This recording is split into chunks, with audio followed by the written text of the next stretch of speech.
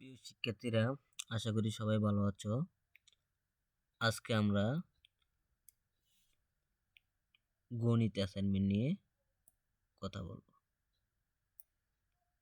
গণিত অ্যাসাইনমেন্টে কি কি দেওয়া আছে এবং সবগুলা প্রশ্নের আমরা উত্তর দেওয়ার চেষ্টা করব। চলো শুরু করা যাক। প্রথমে আমরা অধ্যায় এবং বিষয়বস্তু শিরোনাম সম্বন্ধে জেনে নিই। যে অধ্যায় হচ্ছে 1, বাস্তব সংখ্যা এবং থেকে সেট ও ফাংশন, এখান থেকে প্রশ্ন দেওয়া আছে। তারপরে দেওয়া হচ্ছে 16, পরিমাপ, এখান থেকে প্রশ্ন দেওয়া আছে। প্রথমে সংক্ষিপ্ত কিছু প্রশ্ন দেওয়া আছে, যে 1 নম্বর, 2 নম্বর, 3, 4, চারটা সংক্ষিপ্ত প্রশ্ন দেওয়া আছে। তারপরে সৃজনশীল দেওয়া আছে 1, যে f(x) f of x এখানে একটা ফাংশনের দেওয়া আছে, g of a আর একটা ফাংশন দেওয়া আছে। তাদের থেকে আনসার বার করতে বলছে তালিকা পদ্ধতিতে প্রকাশ করার জন্য। ক্ষয় বলতে আছে যে f of -2 0 হলে দেখাও যে কে রুট কে একটি অমূল্য সংখ্যা। তারপরে প্রমাণ করার জন্য বলতেছে g of a স্কয়ার সমান g of a inverse x। এগুলোকে মূল্যায়ন করতে হবে। যে আবৃত দশমিক ধারণা ব্যাখ্যা করতে পারা, তারপরে সেট প্রক্রিয়াকরণে করতে পারা, সৃজনশীল প্রশ্নগুলোরও বলতেছে ফাংশনের সংক্রান্ত সমস্যা সমাধান করতে পারা। এই ছিল আমাদের প্রথম দুটি কোশ্চেন। তারপরে হচ্ছে আমাদের তৃতীয় নম্বর কোশ্চেনে, সেটা হচ্ছে 2 নম্বর সৃজনশীল। 2 নম্বর সৃজনশীলে আমাদের বলতেছে যে প্রথম যে চিত্র 2 নম্বর তাহলে বোঝা যাচ্ছে প্রথম চিত্র মানে আরও একটা চিত্র আছে। তাহলে প্রথম চিত্রটা হচ্ছে অনিয়মিত আকৃতির বহুভুজ। এখান থেকে আমাদের বরাবর করতে হবে বিসি এর দৈর্ঘ্য, ইএফজি অর্ধবৃত্তের পরিধি, তারপরে এবি সিডি ইএফজি এর পরিসীমতার ক্ষেত্রফল।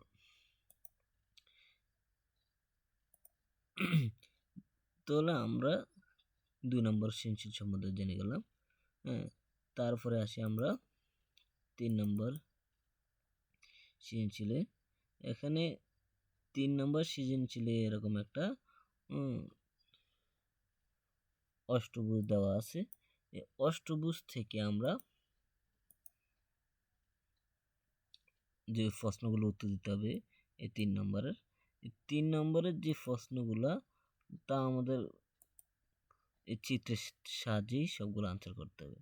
যেমন প্রথমে বলছে উ এ কিউ এর ক্ষেত্রফল নির্ণয় করতে। খ নম্বরে বলতেছে সুষম বহুভুজটির ক্ষেত্রফল নির্ণয় করতে।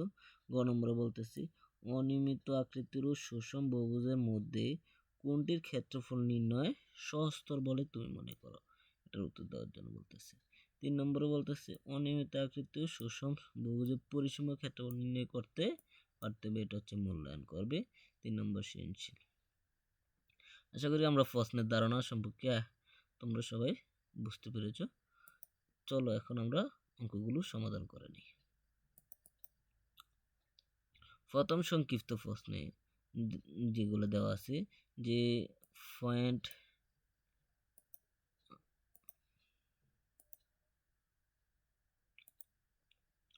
0.6 পূর্ণফনিক এবং ইন্টু 0.9 পূর্ণফনিক সমান সমান কত। তাহলে আমরা পূর্ণফনিকের অঙ্কটা করার চেষ্টা করি। 0.6 পূর্ণফনিক ইন্টু 0.9 পূর্ণফনিক। এখানে আমরা জানি একটা পয়েন্টের জন্য নিচে 9 দিতে হয় এবং কি একটা যে সংখ্যাটা আছে এটা লিখতে হয়। দশমিকের পরে কোনো সংখ্যার উপরে যদি পূর্ণফনিক না থাকে তাহলে ওই সংখ্যাটি লিখতে হয়, কিন্তু দেখা যাচ্ছে এখানে দশমিকের পরের সংখ্যাটিতে কোনো সংখ্যাই নাই যে পূর্ণফনিক ছাড়া, তাই এখানে শূন্য বসানো হয়েছে। তারপরে আমরা 0.9 পূর্ণফনিকের জন্য এখানে প্রথমে আগে নিচে দিলাম 9, তারপরে উপরে সংখ্যাটি 9 দিলাম, কিন্তু দশমিকের পরে কোনো পূর্ণফনিক ছাড়া কোনো সংখ্যা নাই, তাই আমরা শূন্য বসালাম। তারপর আমরা নিচে লাইনে 6 এর থেকে 0 গেলে 9 হয়, তাই আমরা 6 এর থেকে রাখলাম 6/9। তারপরে 9 থেকে 0 গেলে 9, 9/9, তাই আমরা রাখলাম 9/9। এখানে 9 9 কাটা যায়, হ্যাঁ। তারপরে 6 রে কাটলে উপরে হয় 2 আর 9 রে কাটলে নিচে হয় 3, তাই উত্তর হচ্ছে আমাদের 2/3। আশা করি তোমরা বুঝছো এগুলার। আমি এগুলা মুছে দিই রাবার দিয়ে, যেন তোমরা উঠাতে পারো। তারপরে আমরা 2 নম্বর প্রশ্নে আসি। 32 সমস্ত 37 ভাগের 31 এর আবৃত দশমিকে প্রকাশ করার জন্য আমাদের বলতেছে। তাই 32 সমস্ত 37 ভাগের 21টা আমরা প্রথমে বাঙালাম। আমরা জানি সমস্তকে অপকৃত ভগ্নাংশে প্রকাশ করতে হলে প্রথমে নিচে যে 37 থাকে তা লিখতে হয়। তারপর এই 37 দ্বারা 32 গুণ করে উপরেরটা 21 লগে যোগ করলে আমাদের রেজাল্ট দ্বারা 1205। এই 1205কে আমাদের 37 দ্বারা ভাগ করলে আমরা আস্তে আস্তে দেখতে পাচ্ছি তা 32.576576, মানে 576 দশমিকের পরে বারবার আসতে আসে।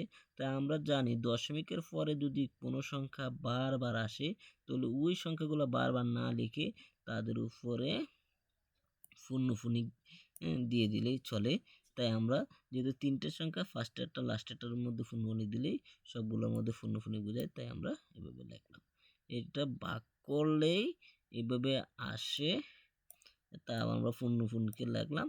তাহলে এটাকে এরকম পূর্ণফনিকে লিখলে ভাগ করার পরে তাহলে আমরা বলতে পারবো এটাকে আবৃত দশমিক ভগ্নাংশে প্রকাশ পেয়েছে। তারপরে আসি আমরা 3 নম্বর সংক্ষিপ্ত প্রশ্নে, যে n = 2p - 3 phi epsilon n এবং n স্কয়ারকে 4 দ্বারা ভাগ করলে ভাগশেষ কত হবে? এই প্রশ্নের উত্তর দেওয়ার চেষ্টা করি আমরা। তাহলে আমরা এখানে প্রথমে জানি আমরা দেওয়া আছে আমাদের n স্কয়ার = 2p - 3। এখানে পি এর মানগুলো হচ্ছে এপসিলন n, মানে n আছে পি এর মধ্যে, মানে n আমরা জানি n হচ্ছে স্বাভাবিক সংখ্যা। তাই এই স্বাভাবিক সংখ্যা 1 2 3 4 5 এই সংখ্যাগুলাই আবার এই 1 2 3 4 5 পি এর মধ্যে আছে। তাই আমরা কি করলাম, n স্কয়ারের এই জায়গার মাঝখানে আমরা উভয় পক্ষে কি করলাম, বর্গ করে দিলাম। বর্গ করে দিলে দেখা যাচ্ছে যে 2p - 3 হোল স্কয়ার, এটা a - b হোল স্কয়ারের সূত্র দাঁড়াইছে। তাই আমরা a - b হোল স্কয়ারের সূত্র লিখলে দেখা যাবে যে তা 4p স্কয়ার - 12p + 9 হয়েছে। তাই আমরা এটাকে আবার লিখলাম পরের লাইনে 4p স্কয়ার - 12 যা আছে তাই, 9কে আমরা ভাঙিয়ে লিখলাম 8 + 1। তারপরে আমরা কি করলাম, 4p স্কয়ার 12p + 8 এর থেকে আমরা 4 কমন নিলাম। তারপরে বাকি যা থাকে p স্কয়ার - 3p + 2 তা ফার্স্ট ব্র্যাকেটে রাখলাম, বাকি 1 আছে, এই 1টাও আলাদাভাবে লিখলাম। এখান থেকে দেখা যাচ্ছে যে 4p স্কয়ার - 3 + 2 কে যদি আমরা এই 4 দ্বারা ভাগ করি তাহলে তার কোনো ভাগশেষ থাকবে না। যদি এরকম ভাগশেষ না থাকে তাহলে আমরা বলতে পারি যে এই সংখ্যাটি 4 দ্বারা বিভাজ্য, মানে ভাগ গেলে তাকে বিভাজ্য বলে। আর যদি 4 দ্বারা ভাগ করার পরে কোনো অবশিষ্ট সংখ্যা থাকে তাহলে আমরা বলবো যে 4 দ্বারা এটা বিভাজ্য নয়। যেহেতু আমরা ভাগ করে দেখতে পেলাম সেটা কি 4 দ্বারা বিভাজ্য, তাহলে আমরা বলতে পারি 4 দ্বারা বিভাজ্য। তারপর এই সংখ্যাটির সাথে যদি a1 যোগ করি তাহলে 1 1 আরও বাইরে যায়। তাহলে আমরা জানি যেহেতু এটা আগে ছিল এতটুক সংখ্যা 4 দ্বারা বিভাজ্য, যেহেতু এখন 1 যুক্ত হয়েছে অবশিষ্ট আরও 1 বাকি থাকবে। তাহলে আমরা বলতে পারি যে রাশিটিকে 4 দ্বারা ভাগ করলে ভাগশেষ প্রতি ক্ষেত্রে 1 থাকবে। অর্থাৎ n স্কোয়ারকে 4 দ্বারা ভাগ করলেই প্রতি ক্ষেত্রে ভাগশেষ 1 হবে। এই ছিল আমাদের 3 নম্বর প্রশ্নের আনসার। তারপরে আসি আমরা 4 নম্বর প্রশ্নের আনসার দেওয়ার জন্য। 4 নম্বর প্রশ্নটা ছিল আমাদের যে এখানে u ইকুয়াল টু যদি আমাদের 2 3 4 5 6 7 9 হয়, a ইকুয়াল টু 2 4 6 হয়, b ইকুয়াল টু 3 5 7 হয়, তাহলে a পূরক ইন্টারসেকশন b সমান সমান কত, এটা আমাদের বার করার জন্য বলতেছে। তাহলে আমরা এটা বার করার চেষ্টা করি। এখানে আমাদের প্রথমে যা দেওয়া আছে সেটা আমরা আগে দেখে নিই কি দেওয়া আছে আমাদের। প্রথমে আমাদের ইউ ইকুয়ালের যে মানগুলো দেওয়া আছে সেগুলো আমরা লিখলাম, দেওয়া আছে বইলা। তারপরে আমরা প্রথমে আগে এ পূরক বার করলাম। আমরা জানি এ পূরক সমান সমান তা হচ্ছে সার্বিক সেটের থেকে এ বাদ দিলে যা থাকে তাই হচ্ছে এ পূরক। তাই আমরা সার্বিক সেটের থেকে এ বাদ এটা লিখলাম, সার্বিক সেটের মান লিখলাম, মানে ইউর মান লিখলাম এবং এর মান লিখলাম। এখান থেকে বাদ মানে 2 4 6 সার্বিক সেটের থেকে 2 4 এবং 6 বাদ গেলে বাকি থাকে 3 5 7 9। এই হচ্ছে বাদের নিয়ম। তাহলে আমরা বাকি এগুলো লিখে নিলাম। তারপরে এ পূরক ইন্টারসেকশন বি এর মান, তাহলে আমরা এই পূরকের মান পেলাম 3 5 7 9। তাহলে আমরা 3 5 7 9 লিখলাম। তারপরে ইন্টারসেকশন বি এর মান লিখলাম আমরা 3 5 7। ইন্টারসেকশন আমরা জানি শুধু কমন, তাই লিখলাম 3 5 7। তাহলে আশা করি বুঝতে পেরেছো যে এ পূরক ইন্টারসেকশন বি এর মান কীভাবে বার করা হয়। তারপরে আমরা আসি সৃজনশীল প্রশ্নে। সৃজনশীল প্রশ্নের মধ্যে প্রথমে 1 নম্বর সৃজনশীল প্রশ্নে আমাদের দেখাচ্ছে যে f of x is equal to x square plus k x square minus 4x minus 12 এবং g of a equal to 1 plus a cube plus a to the power 6 by a cube দুটি function. ক নম্বরে বলতেছে যে set of x epsilon N, মানে N স্বাভাবিক সংখ্যার সকল মানগুলো এক্স এর মধ্যে আছে, যেন এক্স স্কোয়ার বড় হবে 3 থেকে এবং এক্স কিউবের মান 30 থেকে ছোট হবে এবং 30-এর সমান হতে পারে। এই রাশিটাকে আমাকে তালিকা পদ্ধতিতে প্রকাশ করো। তাহলে আমরা ক নম্বরের সমাধান চেষ্টা শুরু করি। প্রথমে আমরা ধরে নিলাম এ ইকুয়াল টু যে এক্স এপসিলন এন যেন এক্স স্কোয়ার বড় 3 থেকে এবং এক্স কিউব রাশিটা 30 থেকে ছোট এবং 30-এর সমান হতে পারবে। তাই প্রথমে যেহেতু আমাদের এখানে এই জায়গার মধ্যে বলা আছে যে এক্স এপসিলন এন, তো এন হচ্ছে স্বাভাবিক সংখ্যা 1 2 3 4 5, তাই আমরা প্রথমে 1 বসে আমরা চেক করলাম যে কি মান বের হয়। তাই এখানে আমরা প্রথমে x ইকুয়াল টু 1 হলে 1 স্কোয়ার ইকুয়াল টু 1 হবে। আমরা সত্য অনুযায়ী চেক করলাম, দেখলাম যে 3 এর মানটা 3 বড় 1 এর থেকে, তাই এটা সত্য গ্রহণযোগ্য। 1 কিউব ইকুয়াল টু, তারপরে আসি আমরা x ইকুয়াল টু যদি 2 হয়, এখানে একটু প্রিন্টিং মিস্টেক হয়েছে, x ইকুয়াল টু 2 হলে 2 স্কোয়ার ইকুয়াল টু 4 3 থেকে বড়, তাহলে এটা সত্য অনুযায়ী মানে, এবং 2 কিউব ইকুয়াল টু 8, এটা 30 থেকে ছোট, তাহলে এটাও সত্য মানে। তারপরে x ইকুয়াল টু যদি 3 হয়, তাহলে 3 স্কোয়ার ইকুয়াল টু 9, 9 সংখ্যাটি 3 থেকে বড়, তাহলে এটাও সত্য মানে। 3 কিউব ইকুয়াল টু 27, তাহলে এটা 30 থেকে ছোট, এটাও সত্য মানে। তারপরে x ইকুয়াল টু যদি 4 হয়, তাহলে 4 স্কোয়ার ইকুয়াল টু 16, যা 3 থেকে বড়, এটা সত্য মানে। কিন্তু 4 কিউব ইকুয়াল টু 64, যেটা 30 থেকে বড়, তাহলে এটা সত্য মানে না। তাহলে আমরা বলতে পারবো এই যে এইটা সত্য মানে না এবং x ইকুয়াল টু 1 এটাও সত্য মানে না। তাহলে আমাদের রেজাল্ট দাঁড়াবে এখানে x ইকুয়াল টু এই দুইটা পয়েন্টের মধ্যে যা আছে সেটা হচ্ছে 2 আর 3। তাহলে আমরা সত্য মতে বলতে পারবো a ইকুয়াল টু 2 3 হচ্ছে এই ক নম্বর প্রশ্নের আনসার।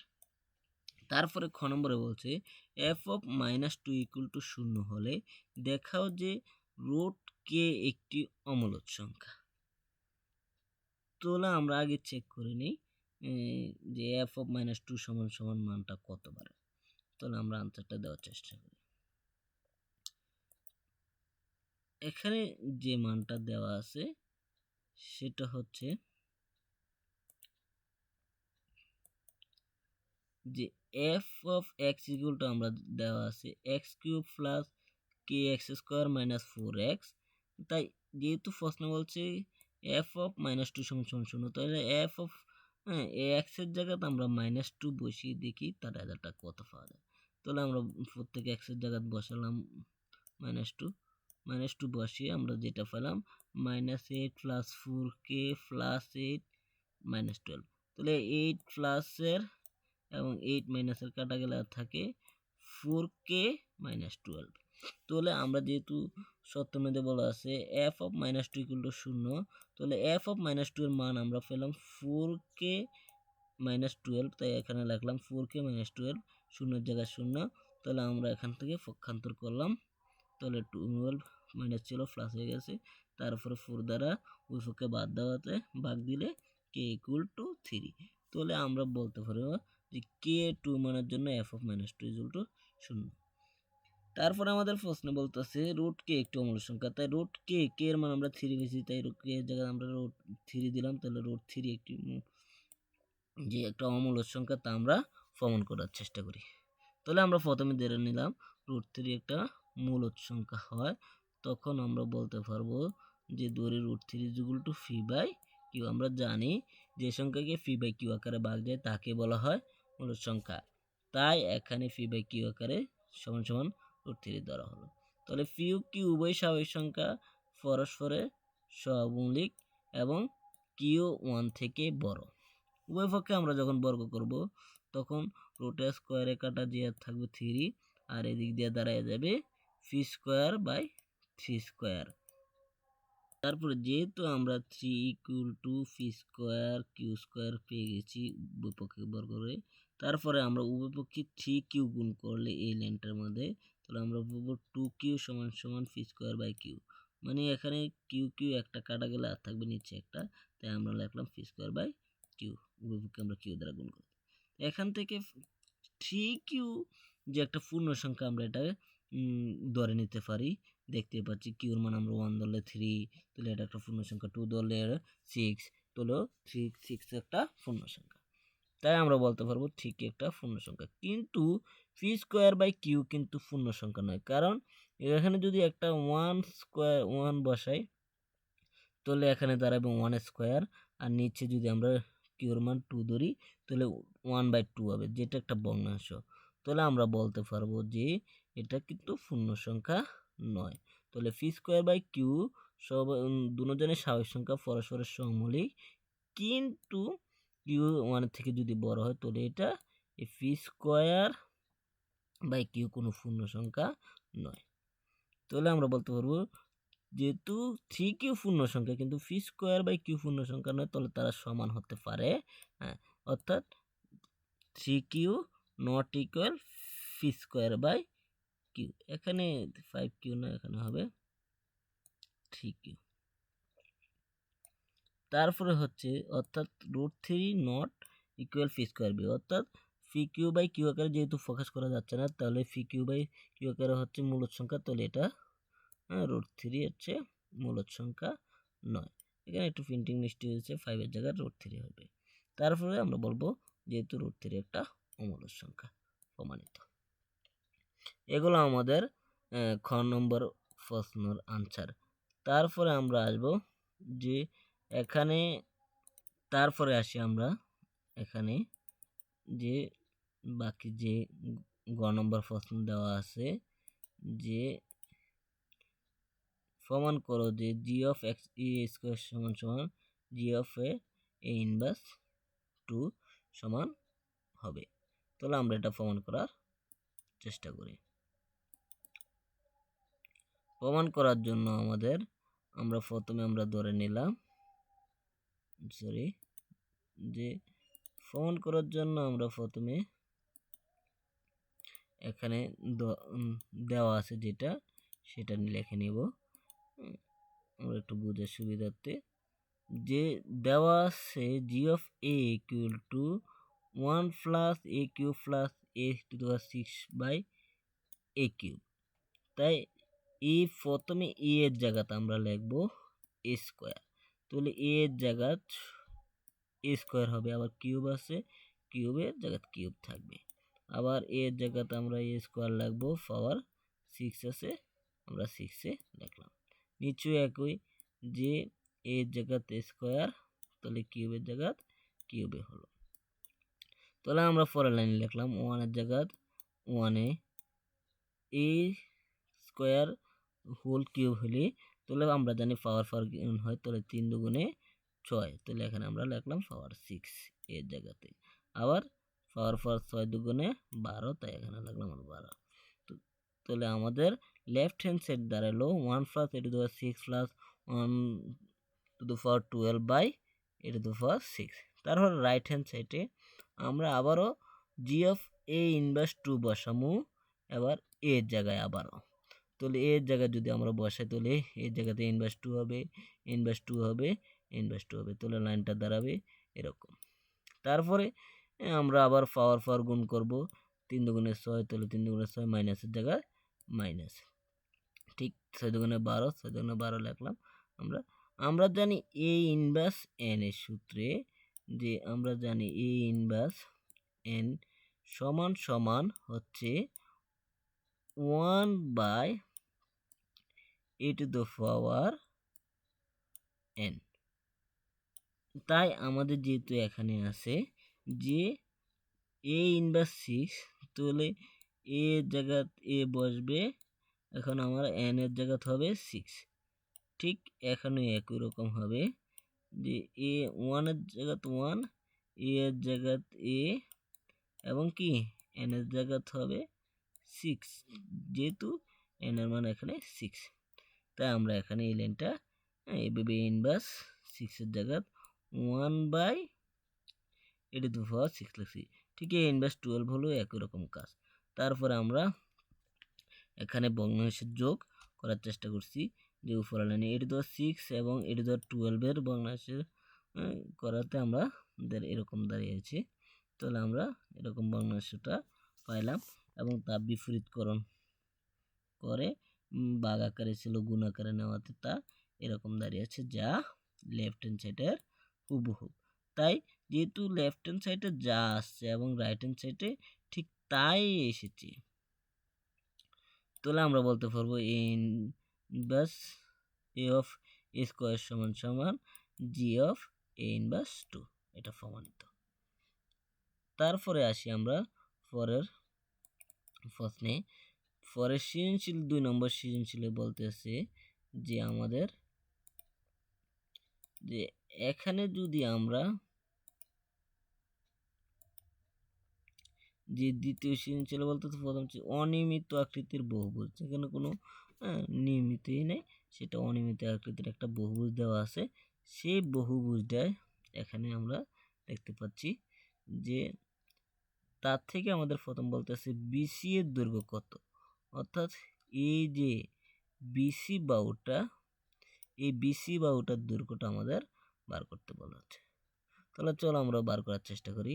আমরা ক নম্বর প্রশ্নের উত্তর দেওয়ার চেষ্টা করি। চিত্র থেকে দেখা যাচ্ছে যে ডিই এর মান হচ্ছে 5 সেন্টিমিটার।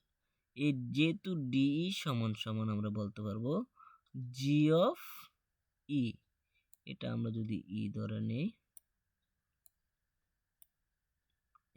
এতটুকু জায়গা, তাহলে আমরা এতটুক জায়গায় মান বলতে পারবো 5 সেন্টিমিটার, কারণ আমরা জানি সমান্তরাল বাহুদ্বয় পরস্পর সমান্তরাল। তারপরে যেহেতু দেওয়া আছে সিডি এর মান 7 সেন্টিমিটার, তারপরে দেওয়া আছে এ এবং জি, এই সম্পূর্ণ মান দেওয়া আছে 12 সেন্টিমিটার। তারপরে এই যে এ বি এর মানটা দেওয়া আছে এখানে 15 সেন্টিমিটার। তাহলে এই যে সবগুলো দেওয়া আছে মান, এখান থেকে আমরা আর একটু লক্ষ্য করলে দেখা যায় জিই, এই যে জিই, জি বাহুটা এরকম, সরি, এ ডিই এর সমান্তরাল। তাহলে সমান সমান্তরাল হলো এই বাহুটাও দাঁড়াবে 5 সেন্টিমিটার। তাহলে আমরা এই অনুযায়ী চিত্র অনুযায়ী এখানে নিচে লিখলাম, এই মানগুলো আমরা আস্তে আস্তে এখানে লিখে নিলাম। তারপরে আমরা যদি এখানে লম্বা টানি এদিকে, তাহলে আমরা কি দেখতে পাব, যে আমরা এখানে যদি একটু লম্বা টানি,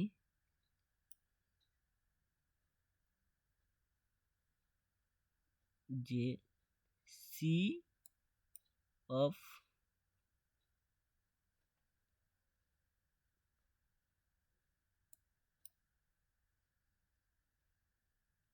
এখান থেকে আমরা সি কে সমান সমান লিখতে পারবো 7 + 5 = 12 প্লাস 12 সেন্টিমিটার। কারণ আমরা এই যে এই জায়গাটা আমরা সি কে ধরে নিয়েছি, এখন যেহেতু সি কে ধরে নিয়েছি, তাহলে আগে ছিল 7, এখন হয়েছে 5, তাহলে আমরা বলতে পারবো যে 7 আর 5 যোগ করলে 12 হয়। তারপরে আমরা এ এস মানে আমরা ধরে নিলাম এতটুক হচ্ছে কি, যে 12 সেন্টিমিটার, যেহেতু উপরের জায়গা 12, তাহলে আমরা এতটুকু বলতে পারবো এটা 12 সেন্টিমিটার। তারপরে আমরা যদি এখানে বিএসটা বার করতে চাই, যেহেতু পুরাটা মান হচ্ছে এ বি, আর আমরা আরও জানি এএস এর মানও, তাহলে এ বি থেকে এএস এর মান দিলে তাহলে আমরা বিএস এর মান পাবো। তাহলে আমরা বিয়োগ করে দেখতে পেলাম যে সেটার মান দাঁড়িয়েছে 3 সেন্টিমিটার, মানে বিএস হচ্ছে 3 সেন্টিমিটার। তারপরে আমরা যদি এ কে লক্ষ্য করি, এ কে, যেহেতু এ এর মান হচ্ছে আমাদের 12 সেন্টিমিটারের থেকে 5 সেন্টিমিটার বিয়োগ করলে 7 সেন্টিমিটার দ্বারা, কারণ আমরা জানি পুরো মানটা হচ্ছে 12 আর এইটুক মান হচ্ছে আমাদের 5 সেন্টিমিটার। তাহলে আমরা এই কি সমান সমান পাবো যে 12 থেকে 5 সেন্টিমিটার বাদ দিলে হবে 7 সেন্টিমিটার।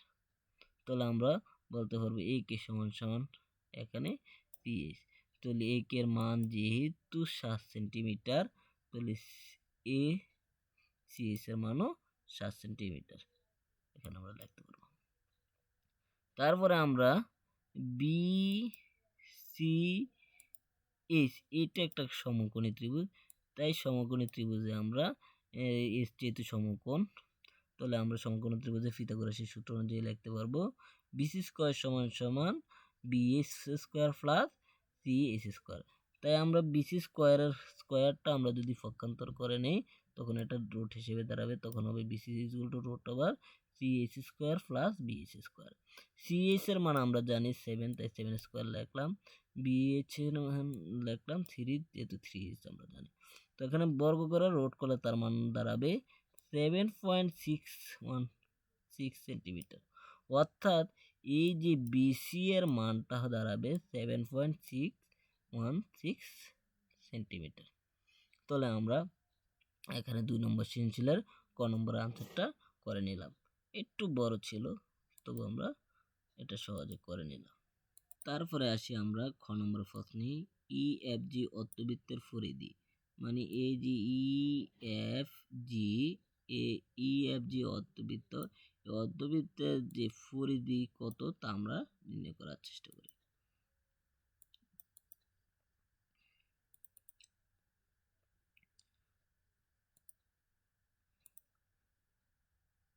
তার জন্য আমরা খ নম্বরে বলতে পারবো যে চিত্র থেকে আমরা দেখতে পাচ্ছি ই এফ জি বৃত্তের ব্যাস হচ্ছে জিই, যা 5 সেন্টিমিটার চিত্রে দেওয়া আছে। চিত্রটি লক্ষ্য করলে তোমরা দেখতে পাবে ই এফ জি বৃত্তের ব্যাসার্ধ হবে 5/2। যেহেতু ব্যাস দেওয়া আছে 5, তাহলে আমরা জানি ব্যাসের অর্ধেক হচ্ছে ব্যাসার্ধ, তাই আমরা পেয়ে গেলাম 5/2 হচ্ছে ব্যাসার্ধ, তাকে ভাগ করলে 2.5 সেন্টিমিটার দ্বারা। তাহলে সুতরাং EFG অর্ধবৃত্তের পরিধি হবে হাফ 2s/r। যেহেতু আমরা জানি পরিধির সূত্র হচ্ছে 2s/r, তাই যেহেতু অর্ধবৃত্ত বলতেছে তাই আমরা অর্ধেক বৃত্তের হবে, তাকে 2s/r কে 2 দ্বারা ভাগ দিলে অর্ধবৃত্ত হয়ে যাবে। তাই আমরা হাফের জায়গায় হাফ লিখলাম, 2 এর জায়গায় 2 লিখলাম, 5 এর মান আমরা জানি 3.1416, আর এর মান আমরা পাইলাম 2.5, তাই 2.5 বসালাম। মান বসালে তাই আমাদের তার রেজাল্ট দাঁড়াবে 7.854 সেন্টিমিটার। তাহলে বলতে পারবো নির্ণয় EFG অর্ধবৃত্তের পরিধি 7.854 সেন্টিমিটার। আশা করি বুঝতে পেরেছি। তারপরে আসি আমাদের আজকে এটার গ নম্বর সৃজনশীল। গ নম্বর সৃজনশীলে বলতেছে আমাদের যে এই যে সম্পূর্ণ ক্ষেত্রটা, এখানে এই সম্পূর্ণ ক্ষেত্রটার ক্ষেত্রফল নির্ণয় করতে বলতেছে। তা আমরা সম্পূর্ণ ক্ষেত্রফল নির্ণয় করার জন্য আমরা ক খ হতে যা পাইছি এখানে লিখলাম।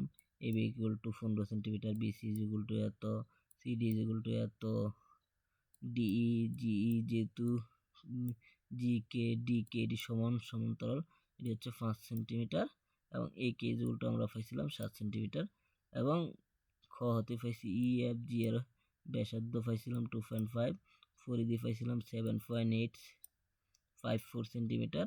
এখান থেকে যে মানগুলো আমরা পেয়েছি ক খ থেকে তা এখানে সব লিখলাম।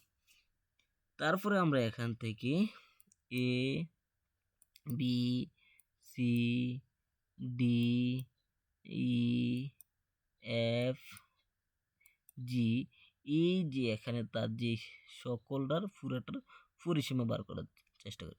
আমরা জানি পরিসীমা সমান সকল বাহুর যোগফল, তাই আমরা পরিসীমা সমান সমান লিখলাম AB plus BC plus CD plus DE plus এবং EF যে অর্ধবৃত্তের পরিধি এবং GA। তাহলে সকল বাহুর যোগফল হয়ে গেল। যেহেতু এটা অর্ধবৃত্ত ছিল এতটুকু, তাই আমরা এটা অর্ধবৃত্ত দিলাম। এটা তখন আমরা তাদের মান বসিয়ে দেখা যাচ্ছে যে 54.47 সেন্টিমিটার হচ্ছে তার এই পুরা ত্রিভুজটার পরিসীমা। যেহেতু এটার পরিসীমা এত, তাহলে আমরা যদি এই ত্রিভুজটার ক্ষেত্রফল নির্ণয় করতে চাই, তাহলে আমরা ক্ষেত্রফলের জন্য আমরা কি করতে পারি, যে এই ক্ষেত্রফল সমান সমান আমরা বলতে পারবো ASCK। এটা একটা আয়তক্ষেত্র, এই লাল গড়টা আমরা দেখতে পাচ্ছি এটা আয়তক্ষেত্র, তাই আমরা ধরলাম এইটুকু হচ্ছে আয়তক্ষেত্র। তারপর এই যে এইটুকু জায়গা এটা হচ্ছে ত্রিভুজ ক্ষেত্র, তাহলে আমরা এটা লগে ত্রিভুজ ক্ষেত্র যোগ করলাম এই সবুজ গড়টা, তাহলে আমরা এতটুকু পাইলাম। তারপরে কালো যে এটা DEGK, এই কালো জায়গাটা হচ্ছে বর্গ, তাই আমরা বর্গক্ষেত্রটা যোগ করলাম। তারপরে EFG এই যে জায়গাটা, এটা হচ্ছে অর্ধবৃত্তের ক্ষেত্রফল। এই সবগুলা ক্ষেত্রফল আলাদা আলাদা আমরা যোগ করলে আমরা এই সম্পূর্ণ ক্ষেত্রফলটা পাবো। তাহলে আমরা আয়তক্ষেত্রের ক্ষেত্রফলের সূত্র জানি, দৈর্ঘ্য গুণ প্রস্থ, তাহলে লিখলাম। এবং ত্রিভুজ ক্ষেত্র BCH এর ক্ষেত্রফল হচ্ছে হাফ ইন্টু ভূমি গুণ উচ্চতা।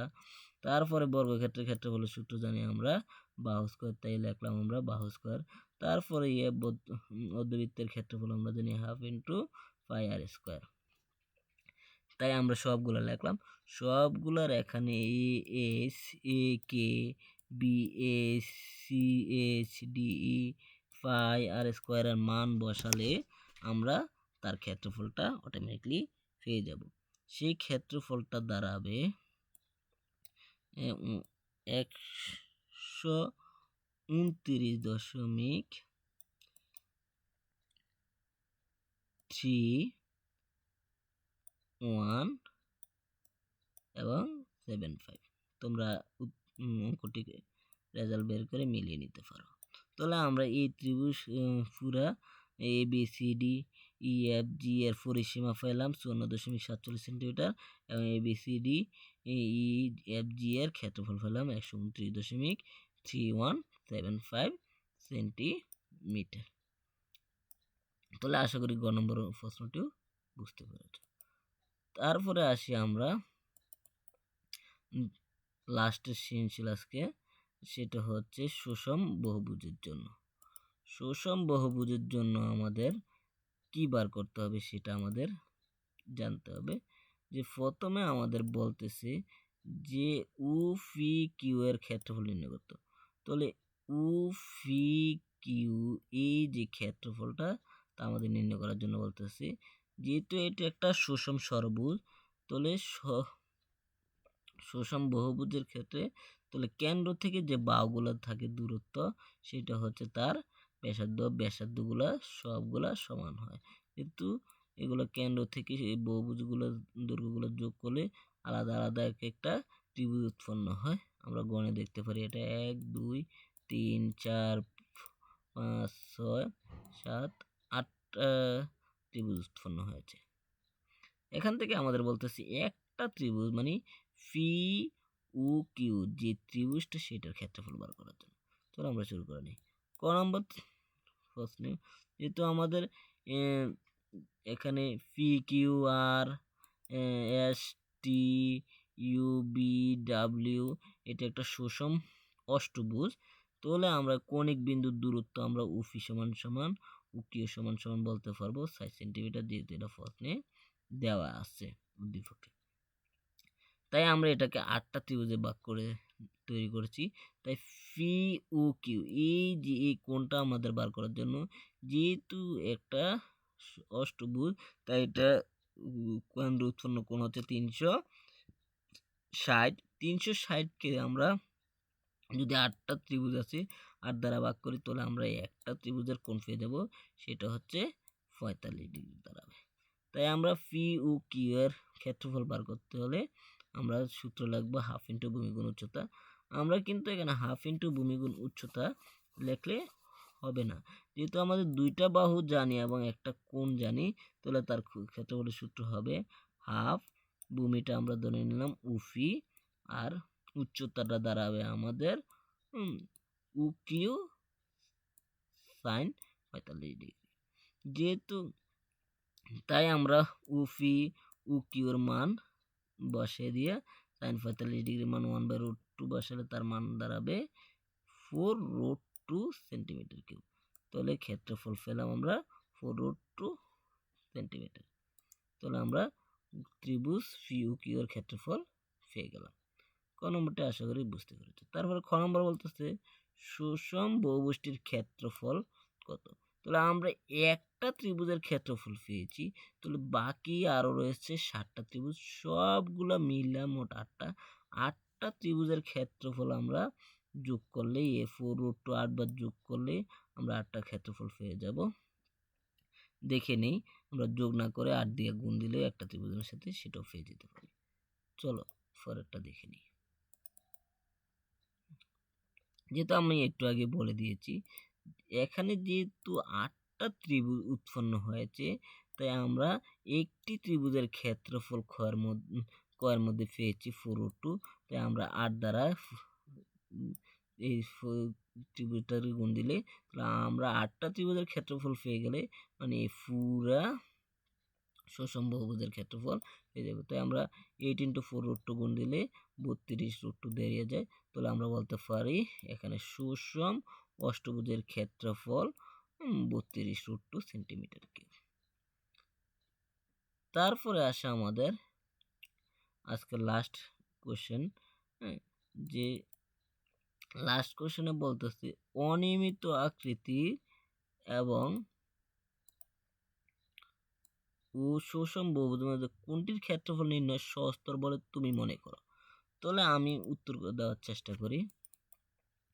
এখানে উত্তর থেকে আমরা যদি দেখি যে নিয়মিত আকৃতির বহুভুজ ও সুষম বহুভুজের মধ্যে সুষম বহুভুজের ক্ষেত্রফল নির্ণয় করা আমার মতে সহজতর, আমি লিখলাম। তারপর আমরা বলতে পারি কিভাবে সহজতর। আমরা জানি বহুভুজ অনিয়মিত আকৃতির, নিয়মিত বা সুষম আকৃতির হতেও পারে। যেহেতু অনিয়মিত আকৃতির বহুভুজ হলো যাদের বাহুর দৈর্ঘ্য বিভিন্ন, অভ্যন্তরীণ কোণ একই নয়। নিয়মিত এবং সুষম আকৃতির বহুভুজ হলো যাদের বাহুগুলোর দৈর্ঘ্য একই অভ্যন্তরীণ কোণগুলো সমান। আর বহুভুজের ক্ষেত্রফল বলতে আমরা বুঝি যে বহুভুজ বাহু দ্বারাই মোট স্থান বা অঞ্চল। বাকি অংশ আমরা যদি দেখে নিই, এখান থেকে তাহলে সুষম অনিয়মিত বহুভুজ যেমন হতে পারে আয়তক্ষেত্র, সামান্তরিক, বর্গ, ট্রাপিজিয়াম, রম্বস ইত্যাদি। তার ক্ষেত্রফল নির্ণয় করার জন্য অথবা পরিমাপ করার জন্য পূর্বনির্ধারিত সূত্র রয়েছে। তো অনিয়মিত বহুভুজের ক্ষেত্রফল নির্ণয় করার জন্য কোনো পূর্বনির্ধারিত সূত্র নেই, শুধু বরং অনিয়মিত বহুভুজগুলো সুবিধাজনকভাবে ছোটভাবে এমনভাবে বিভক্ত করা হয় যেন সুষম বহুভুজের ক্ষেত্রফল নির্ণয় সূত্র দ্বারাই ক্ষেত্রফল গণনা ও পরিমাপ করা যায়। তাই অনিয়মিত বহুভুজ আকৃতির বহুভুজ সুষম আকৃতির বহুভুজের মধ্যে সুষম আকৃতির বহুভুজের ক্ষেত্রফল নির্ণয় করা সহজতর বলে আমি মনে করি। এতটুকু উত্তর লিখলেই অ্যাসাইনমেন্ট শেষ হয়ে যাবে। আশা করি ভিডিওটা সম্পূর্ণ বুঝতে পেরেছো তোমরা। তাই আমি তা সহজ করে দেখানোর জন্য তোমরা যেন লিখতে অসুবিধা না হয়, তাই আমি প্রথম থেকে রিভিউ করে একটু দেখিয়ে দিই। প্রথমে হচ্ছে প্রশ্ন প্রশ্ন প্রশ্ন, তারপরে তার প্রথম উত্তরটা, তারপরে তার 3 নম্বর 4 নম্বর উত্তর, সৃজনশীলের 1 নম্বরের ক নম্বর উত্তর, খ নম্বর উত্তর, গ নম্বর উত্তর, তারপরে 2 নম্বর সৃজনশীলের ক নম্বর উত্তর, তারপরে 2 খ, গ নম্বর, তারপরে 2 নম্বরের ক নম্বর, খ নম্বর এবং গ নম্বরের বাকি অংশ। আশা করি কোনো অসুবিধা হবে না। ভিডিওটি একটু লম্বা হয়েছে, এর জন্য দুঃখিত। আশা করি সবার উপকারে আসবে। ধন্যবাদ।